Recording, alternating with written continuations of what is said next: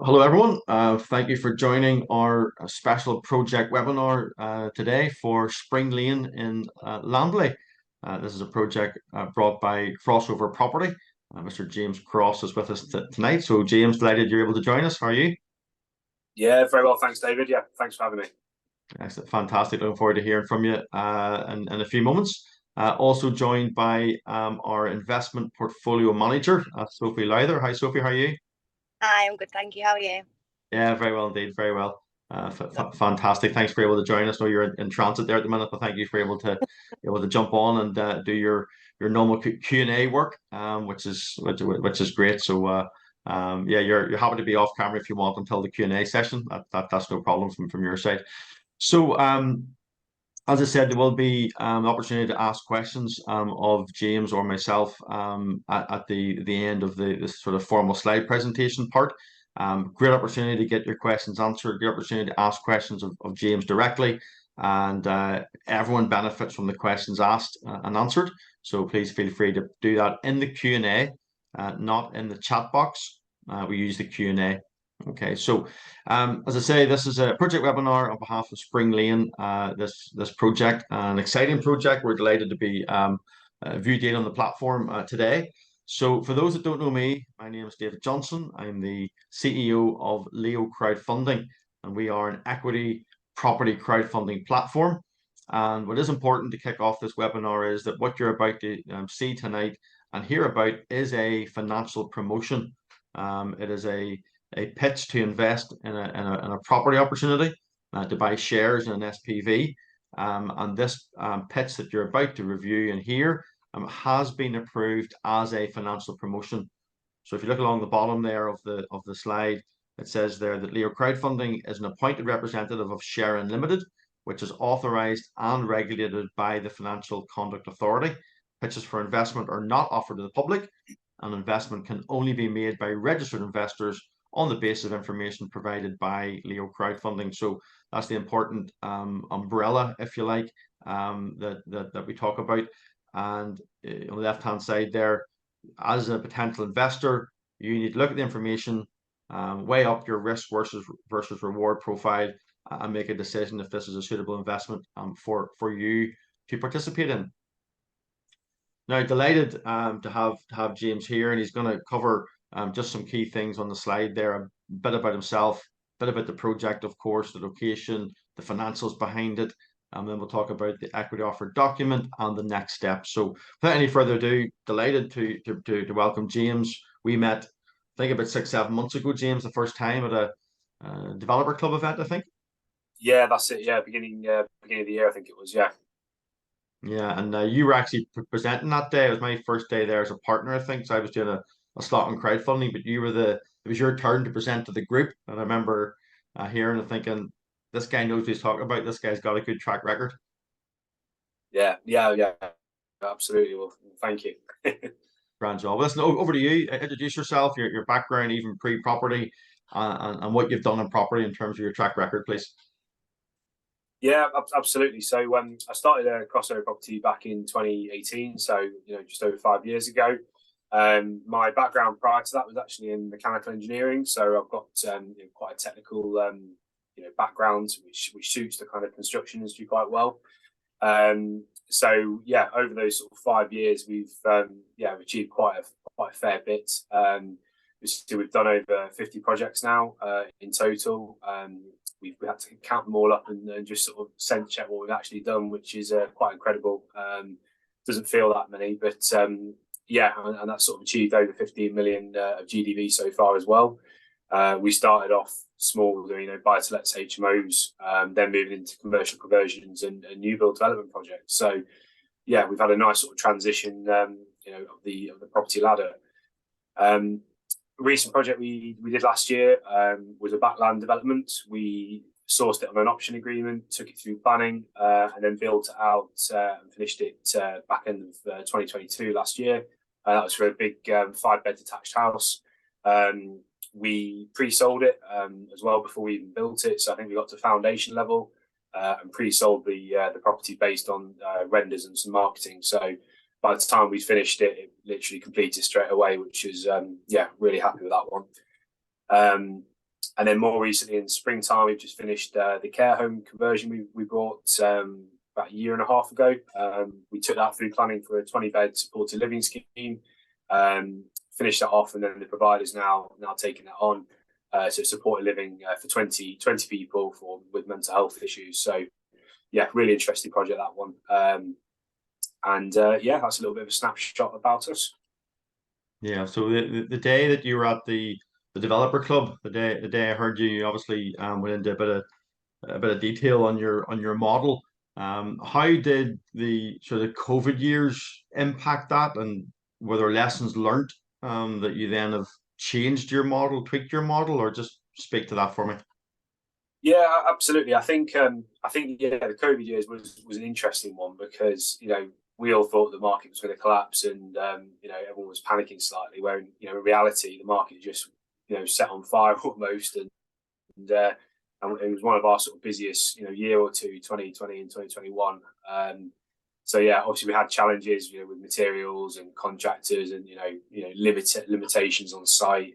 Obviously not being allowed outside your house was one big limitation. So we had some challenges, but all in all, we faced them and had two pretty damn good years. That sort of led on to some bigger projects over the past sort of 2-3 years now.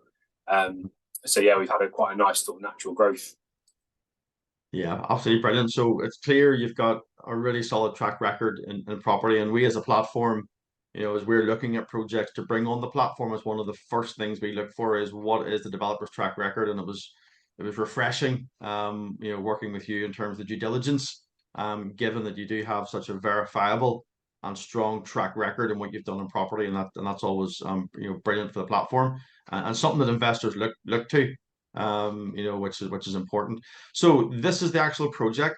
I'll say right out of the gate, what I love about it is it's bungalows, and I've come to recognize probably the unique nature of bungalows in certain areas of the UK, given demographics, I'm sure you're going to speak to later in the presentation, but just given the demographics, the aging population, the demand for bungalows in some areas of the UK is palpable.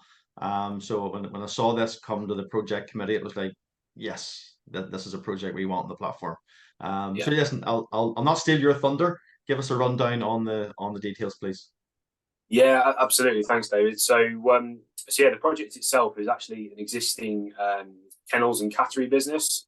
So you basically got an existing 3-bed house, which the owners currently live in or did live in. They achieved full planning on the site for 5 new build bungalows, all exactly the same sizes, 3-bed bungalows. So the plan is basically where all the kennels are at the minute, all of those are being removed. And then we've got a nice sort of section of 5 bungalows to be built. We plan to at the minute use timber frame just for helping with the speed of the project and also the cost or the overall cost. So yeah, it's really exciting. It's not usual. I've brought stuff with planning, so it's quite refreshing to be able to buy something with planning and then basically get on site straight away and start building out. Especially in this market, I think the speed of things really helps. We've exchanged on the site already, and we're due to complete in January. So prior to that period, we're basically getting all our pre-construction works ready, contract signed with a builder, ready to hit the ground literally in January to build out as soon as possible. So yeah, really exciting scheme, and reality quite straightforward, which is nice. Yeah, okay.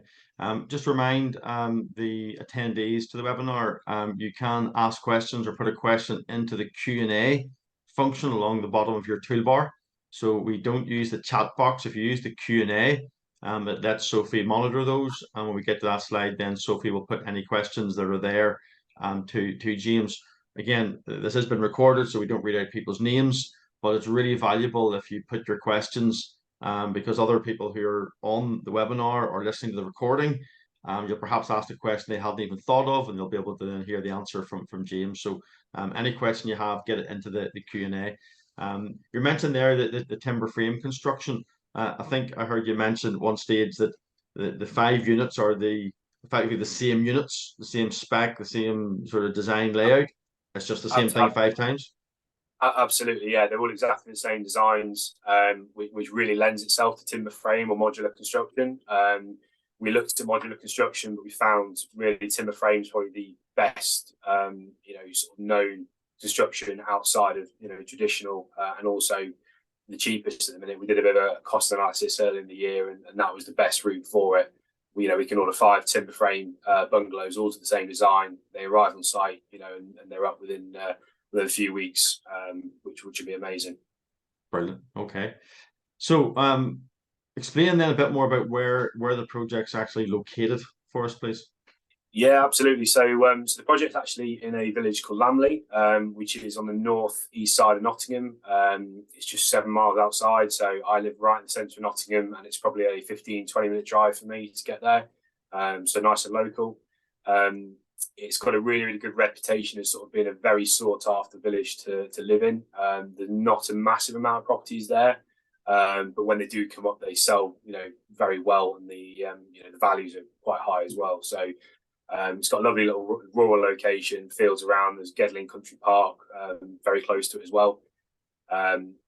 We did a bit of market research on this just to sort of verify our thoughts about the fact that most residents are, 67.5% of residents are over 50. So it's generally a slightly aging population. People want to go there to retire or live out there, the later lives, which is why, again, bungalows will suit really, really strongly.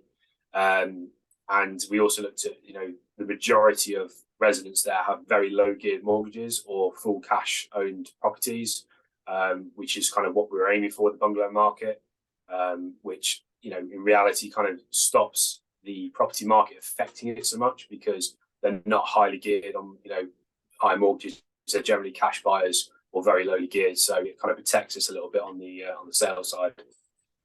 Mm-hmm. Okay, no, that sounds great. I love seeing green fields. I think it's always nice when you've properties near green fields, but that's just me. I like a bit of countryside, which is great. And yeah, I've already mentioned the whole sort of bungalow side of the market, and you've alluded to the fact that the population in this area is very much geared to wanting this type of project. So in terms then of the deal itself, the maximum raise for the project of equity is 250,000. So reminding investors, this is not debt, this is not a loan. There's no interest being paid, there's no security or charges over the property or personal guarantees or debentures. This is equity investment. Effectively, James is offering shares in his SPV that will own the asset, and obviously build the asset out and then create value in it. So you're buying shares. There's obviously the end project is where James then buys those shares back off the investors at a premium, and that premium being the projected return on investment. So the minimum investment amount is £100. And that might seem small to some people, but it's understanding the power of crowdfunding. It's understanding the power of brand building, and certainly James, part of the conversation we had, and I know as part of you're a member of the obviously developer club, and multiple members of that club are looking to do raises on the platform because it's a means of building your own investor tribe. And I think that was one of the sort of things you were keen to do. So people can get in for £100, if you like, test you as a developer, see if you deliver before putting in bigger money. Is that a fair analysis of your thought process? Absolutely, yeah. I mean, I'm in it for the long haul, and I want to build those relationships up, and this be the sort of first deal with yourselves and your investors, and then hopefully roll it on to the next one and then the next one, and keep those successful projects running. Okay, so I'll let you talk about the left-hand side then in terms of the projected ROI and estimated length of the project. Yeah, so the projected ROI for this one is going to be a 30% return on the money raised. This works out to 22.5% annualized per year. The project length is due to take 16 months, so that's basically starting from September all the way to December next year. We plan to build them out in January, and basically get on site quite quickly using timber frames. We'll have them built essentially by summer. We do anticipate to try and get a lot of these marketed and pre-sold ideally. So we've got a bit of contingency time on there as well, which will basically take us that 16-month period for that return. Okay. Um, I know a question that often gets asked, and it may well be asked later, but I'll go ahead and ask it now in terms of um, the current climate and the estimated 16 months. How confident are you that's an accurate figure, or what risk mitigation have you put into that to try and make sure you hit the 16 months? Yeah, absolutely. I think it's a fair comment, and I think the sort of benefits of this project is it's basically we get time to do all our pre-construction work, which means as soon as we complete in January, we are on the ground. The vendors actually clearing all the kennels and all the outbuildings themselves, so we will have basically clear land to then excavate and put our foundations in straight away, assuming the weather is going to be okay in January. Um, which is great. And then we would obviously doing timber frames. It's going to speed up our program of works dramatically. So we've kind of got 6-7 months of sort of building phase. We've got the rest of that year then to sell the units. But being in the area it's in and the sought after demand, we really are strongly anticipating to get a lot of these pre-sold. So yeah, we've got a bit of contingency on there on the timescales as well. Brilliant. Okay. No, good job. So again, just a deal overview. The maximum equity raise for this project is 250,000. The minimum is 150,000. You can invest from as little as £100. And it's a projected 30% ROI over the duration of the project, which if it is 16 months as forecasted, would annualize out at 22.5%, which is a very healthy ROI for a ground up development of this nature. So that's the overview.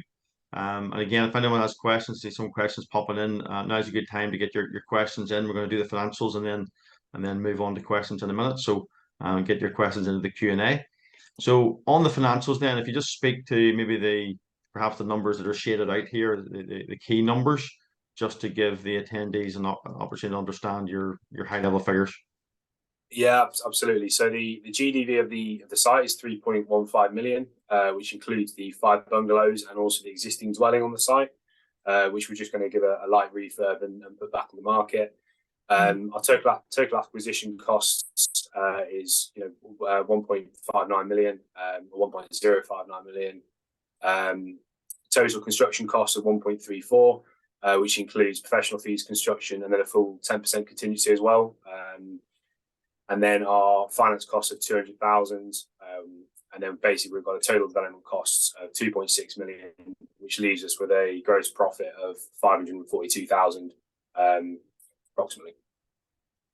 Yeah, and your percentage profit on GDV and profit on cost is again right in the ballpark of a healthy project. It's 17.2 and 20% respectively, which is really good. Highlighting the construction. Something that we look for as part of our project committee is what has been allowed for contingency, and particularly in the current market with cost of materials increasing, the cost of labor increasing, general sort of uncertainty in the market, a few more unknowns. We definitely get nervous as a platform if someone comes to us with a project with only a 5 or 6% contingency. So it was certainly pleasing, James, that you landed straight in with a 10%, which I think, Yeah. well, I know you feel that gives you the flexibility to cover some of those unforeseens we mentioned.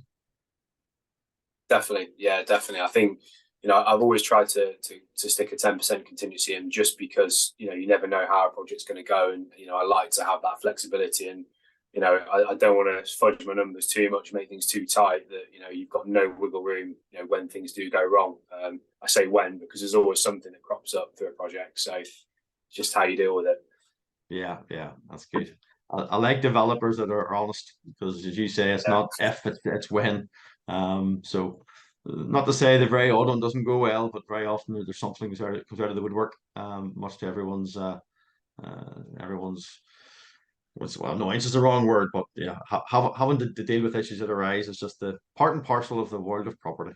Absolutely. So on the right-hand side of the screen there is what I call the term sheet. This is in the equity offer document that I'll mention in a few moments, but this is a good place to go to get a summary of the key information. So it lays out the project type. It's a new build development. It tells you the SPV name, so you can go to Companies House and do any research you want on the SPV.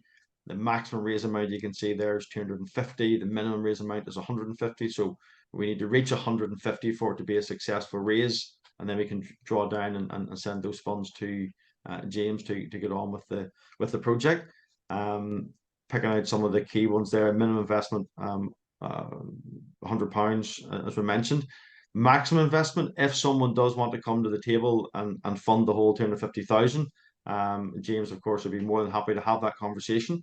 I think our biggest single investor on the platform to date is 400,000 into a project. It was a project that similar, a ground up, 2 units.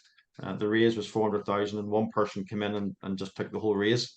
So James would be more than happy to have a conversation if someone wants to do that. Then he's going to issue, you can see there, 2,500 B shares to obviously sit behind his A shares at £100 a share, is where you get the 250,000. On down. So the very bottom paragraph is, well, the exit, sorry, I just mentioned the exit is of course by sale. Looking to sell off plan if possible on the open market. So that's the main exit. There's obviously the possibility, James, if you need to refinance and rent the units out if you had to. I'm assuming there is, well, I know there is, but I'm giving you the chance to allude to it. Within the documentation that we provided, there'll be information on the rental market and comparables and things like that, to give people comfort that these exits are realistic. Yes, yeah, absolutely. Yeah, there is. Yeah, brilliant. Okay. So just to finish on this slide, the very bottom paragraph. So this is what's called a priority share. So James is projecting a 30% return on investment. So if he raises the 250,000, that would be a 30% return on that, which is 75,000. And you can see that gets expressed as a percentage of the projected profits, which is 13.81%. So the 75,000 as a percentage of the projected profits is 13.81%. So in effect, the crowd investors will own 13.81% of the SPV, is a good way to understand that. And what is key is that 75,000 of ROI is paid out first before James can take any profit. So the net profit, or the profit, has to go from 542,000 all the way down to 76,000 profit before the returns to the investors is affected. And that's one of the strengths of structuring equity investment this way. There obviously is risk. It says along the bottom there, the risk warnings, there isn't any security or charges. One reason that the return is what it is because there is risk involved. So investors should be clear on that. But the project needs to have some really serious problems if it doesn't make any profit, and the first profit that comes into the door goes to the investors. So that is important to understand. If you have any questions on that, by all means, we can go into more detail on that. But it's a pretty straightforward vanilla development project, James. Yeah, absolutely. Which is why I like it. I've done some fairly complex stuff, especially with commercial conversions, and this is nice. It's nice, straightforward for a change. Yeah. Okay. Good. Okay. So before we go to Q&A, and Sophie can be getting ready to jump on with the Q&A. For this is obviously just went view deal today, so a lot of investors on the platform are only realizing this is now available to be viewed. So if you go to our homepage and go to the thumbnail of the Spring Lane project, you'll be able to see an overview, financials, team, and the forums, where you can actually ask questions and see other questions that are asked by other people, and then James answers those. So it's a great way of completing your DD. Now, what you also have is the ability to download the equity offer document. Now, this is really key. You can see there the arrow pointing. Once you're registered, you'll be able to download this document, and this really gives you all the information you need to make an investment decision.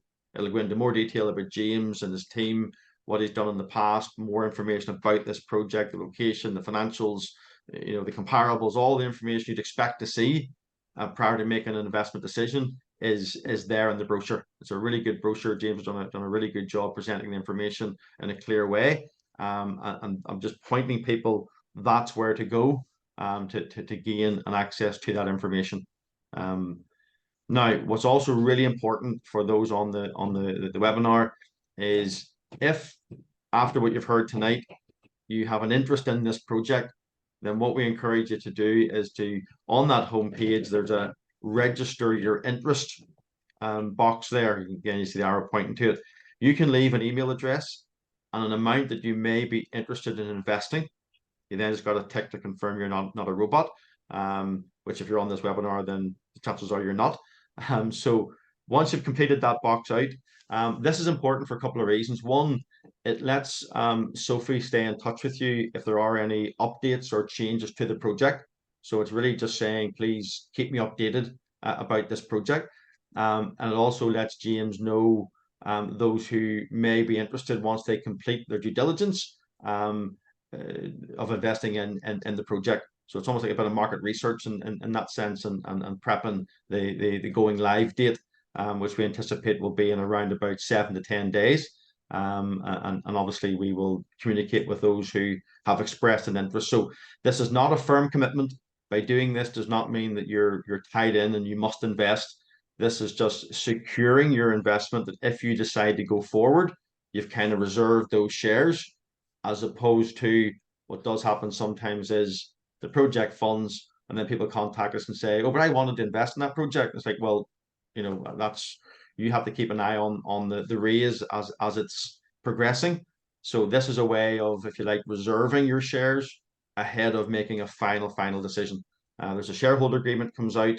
Then obviously you have to transfer your funds, and until you do those two things, then you have not completed the investment. So really encourage people, if you have an interest in this project, then leave your email address, leave an amount that you may be interested in investing, and we can make sure you're kept up to date with future webinars or any material changes in the project. So please do that. So Sophie, I'll pop over to you if any questions have come in, either to the Q&A or questions you've had emailed to you in the last couple of days. Yeah, so first question is, when are you planning on starting on site? Yeah, so we're planning to start at on site in January 2024. So I think we are due to complete on the 8th of January, and then, well, it's a bit flexible, the completion time, but literally as soon as we complete, we want to be on site. The second one's not a question, but they said, I think that bungalows in this market is a great strategy. Yeah, I agree. Yeah. Has that, just to turn that into a question, like, has that been one of your key strategies, or have you kind of just landed on this one because of this area? Just maybe speak to that.